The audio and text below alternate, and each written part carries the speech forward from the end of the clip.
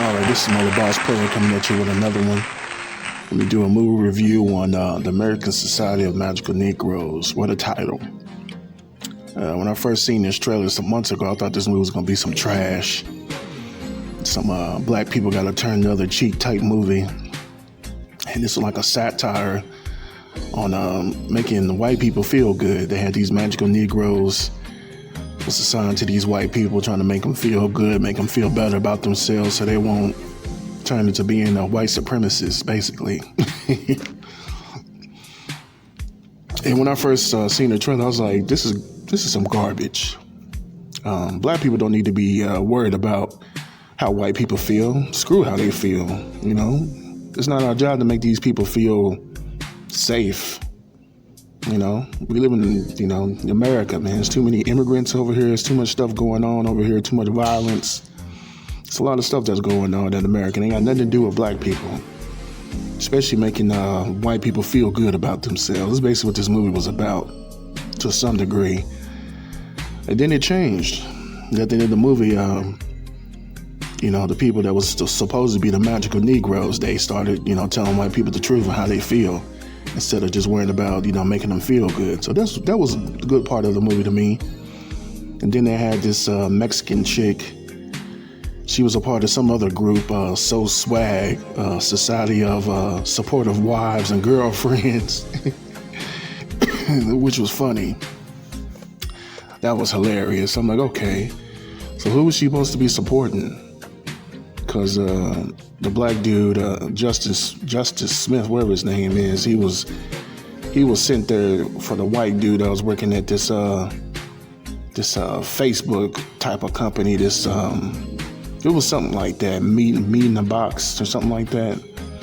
Some tech company that was doing like facial recognition, and they had some problem going on in Ghana, and they was trying to get away from that. So, the guy was low-key a white supremacist that the black dude was trying to, half black dude was trying to, was assigned to. And he had said something real deep in the movie. He was talking about the girl, I guess the Mexican-looking chick, her name was Lizzie or something like that. He was talking like, why would she be offended by something he said when she looks like him or is him?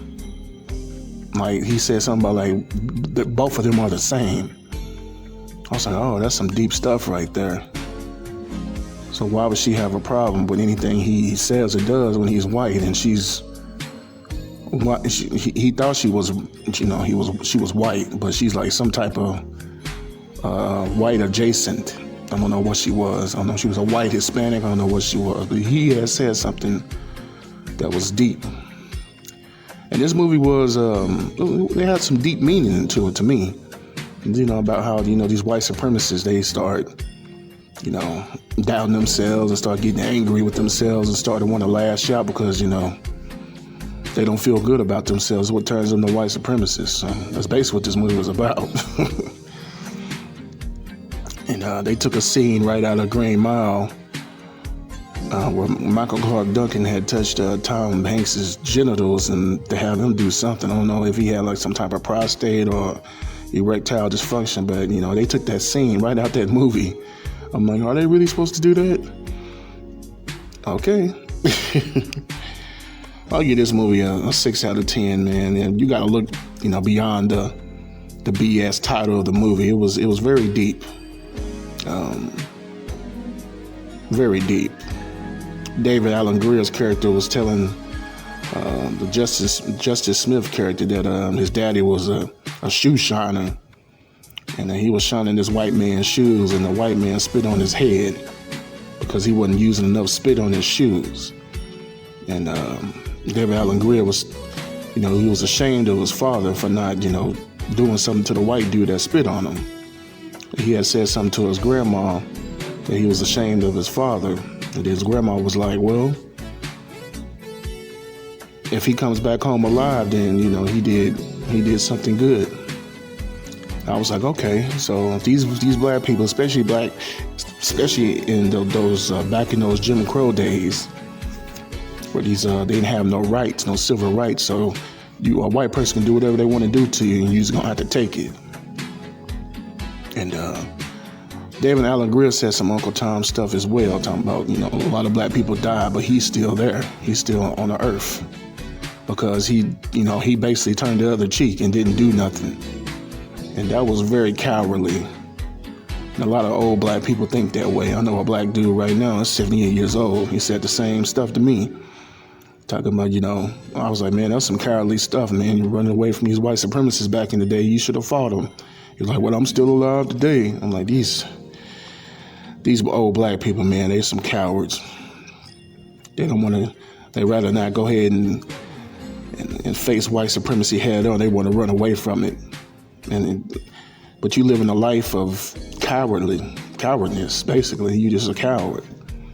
A lot of black people that had passed away because they was fighting white supremacy. And this movie shined a light on that. It has some funny moments in the movie, but the movie was very deep to me.